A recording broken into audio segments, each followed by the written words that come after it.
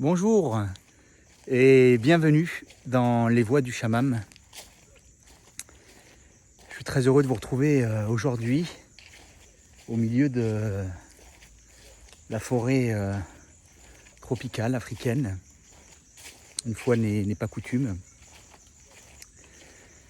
Un jour particulier, on est le 1er novembre 2024, portail 111 qui parlera à certains.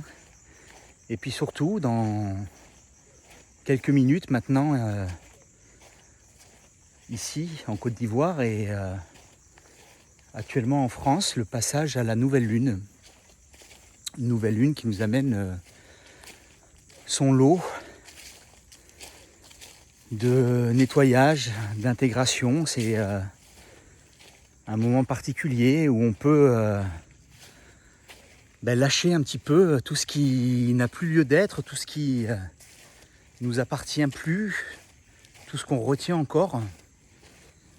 Vider un peu son sac à dos pour être plus léger.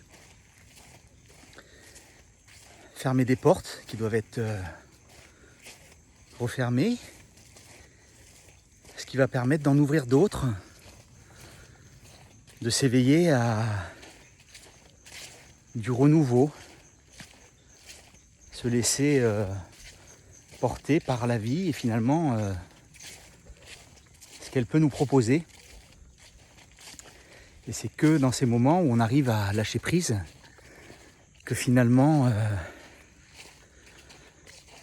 l'inattendu peut se présenter. Alors je voulais vous parler aujourd'hui du manque dans la relation sentimentale, amoureuse, parce que c'est un sujet qui revient pas mal en ce moment en consultation. Et ce que j'aimerais partager avec vous par rapport à cela, c'est que tout d'abord, c'est vrai que ce manque qu'on peut avoir est significatif en premier lieu de blessures qui se traduisent par des souffrances qu'on n'a pas encore complètement cicatrisées, des mémoires qu'on n'a pas encore libérées, voilà, des activités que je peux gérer moi dans mes accompagnements avec les personnes que je suis.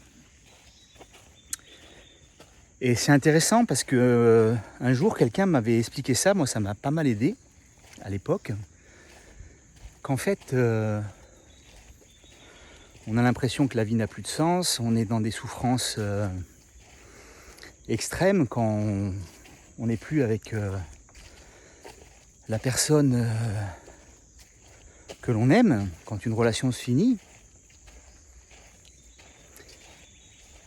Et en fait, ce qu'il faut comprendre, c'est que c'est pas la personne qui nous manque, mais c'est des ressentis intérieurs que je pouvais vivre, des moments de plénitude, d'extase, de bonheur, de jouissance, de joie, et j'en passe, et qui me faisait me sentir vivant. Et donc, c'est en fait ça qui peut nous faire souffrir, et non pas le manque de cette personne. Parce que, un petit peu à l'image d'un drogué ou d'une personne sous addiction, quelle qu'elle soit, quand elle n'a plus sa substance, elle cherche désespérément à retrouver cet état. Mais si vous lui présentez un produit de substitution, il y a bien des fois où, dans un premier temps, la souffrance va diminuer, s'atténuer, le manque va disparaître, et la personne va pouvoir petit à petit passer à autre chose, tout comme les personnes qui sont en grande souffrance dans une séparation.